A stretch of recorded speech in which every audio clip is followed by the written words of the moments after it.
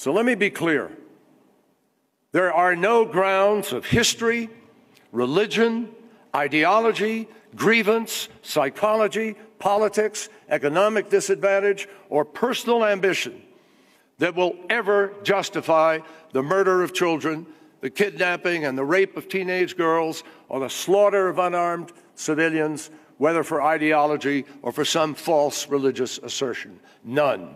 Obviously, the biggest error that we could make would be to blame Muslims collectively for crimes not committed by Muslims alone, crimes that the overwhelming majority of Muslims oppose, crimes that their faith utterly rejects, and that Muslim leaders themselves have the greatest ability to address. Religions don't require adherents to raise villages and blow up people. It's individuals with a distorted and an even ignorant interpretation of religion who do that, abetted by networks of individuals who have a different agenda and who incite and finance those actions. So what should we do? Well, the first step is to make clear that the civilized world will not cower in the face of this violence. Violent extremism has claimed lives in every corner of the globe, and Muslim lives most of all. We are each threatened, regardless of faith, ethnicity, homeland, or tribe. And so it is imperative that we each, all of us, respond. There's no room for sectarian division. There's no room for anti-Semitism or Islamophobia. And no way forward except to demonstrate to the terrorists that every time they try to divide us, they strengthen our resolve. Like the million souls that last week spoke with a single voice in the streets of Paris, we must act as one.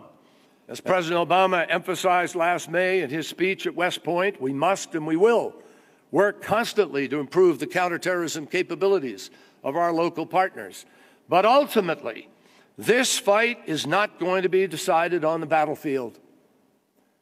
The outcome is going to be determined in classrooms, workplaces, houses of worship, community centers, urban street corners, in the perceptions and the thoughts of individuals and the ways in which those perceptions are created. It will be determined by our success in creating prosperity that is widely shared. So now it's our turn. The rise of violent extremism is a challenge to the nation-state and the global rule of law, and the forces that contribute to it and the dangers that flow from it compel us to prepare and plan, to unite, and to insist that our collective future will be uncompromised by the primitive and paranoid ideas of terrorists, but instead it will be built by the universal values of decency and civility and knowledge and reason and law. That is what we stand for. That is where we stand. And with the images of Paris and Peshawar fresh in our hearts, no one should doubt that we are going to stand together. Thank you all very, very much.